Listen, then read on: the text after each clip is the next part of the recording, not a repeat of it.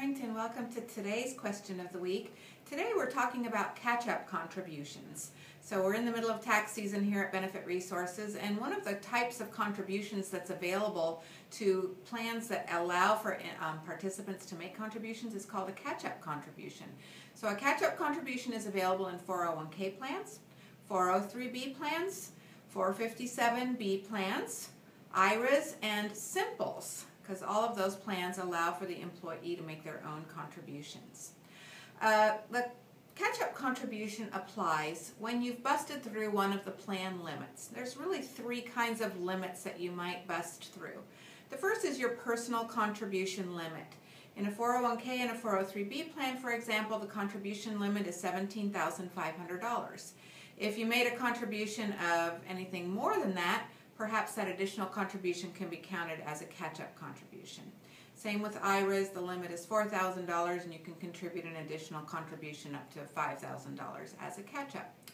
The second kind of contribution limit you might bust through is the employer contribution limit. Again, on a 401k plan, 403b plan, the contribution limit is $51,000 for 2013, $52,000 for 2014. If your employer has made a contribution of $52,000 for you in 2014 and you allocate an additional contribution, that additional contribution might be counted as a catch-up contribution. Then finally, the third kind of limit you might bust through is a 401k or 403b testing limit.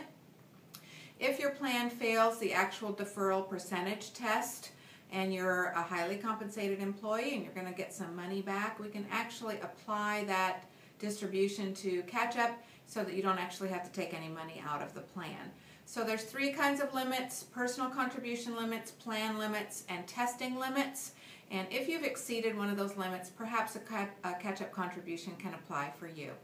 Now, there's only certain people who are eligible for a catch-up contribution. You have to be at least age 50 or you will attain age 50 by the end of the year. So for example, if your birthday was in 1964 or earlier, you are eligible for a catch-up contribution in 2014. Even if your birthday is not until December 30th, you can still make the catch-up contribution at any time during the calendar year. Catch-up contributions are always calendar year limits because you as taxpayers are calendar year taxpayers. So we always look at the limits on a calendar year basis. The limits for 401k plans, 403b plans, and 457 plans remain the same for 2014, $5,500.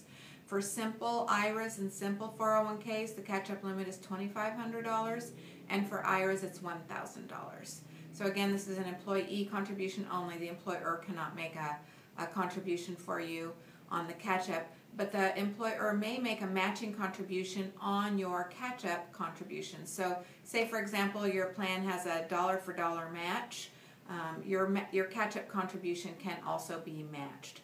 That is, of course, a plan provision, so you'll have to ask your employer or check your summary plan description to see if that applies to you.